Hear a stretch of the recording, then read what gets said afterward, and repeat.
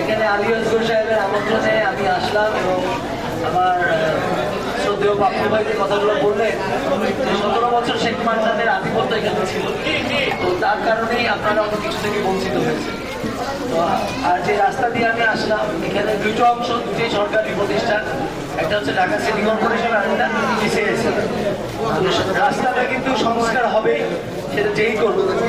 আমি তারপরও সোলেমানকে বিশেষ দায়িত্ব দিব, বাপু ভাই সহ একটু সরেজমিনে দেখে যে বিসিআইসি যে টেন্ডার করলো সেই টেন্ডারে কোন পর্যন্ত টেন্ডার আহ্বান করা হয়েছে, মানে রাস্তার কতটুকু তারা করবে।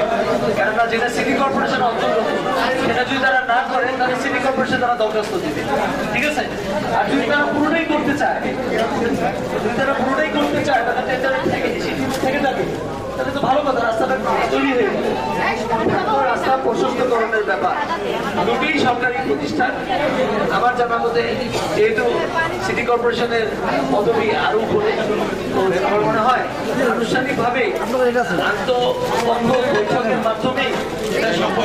যদি জটিলতা না থাকে, তাহলে আপনারা যে দাবি করছেন এই জিনিসটা আমরা দেখবো।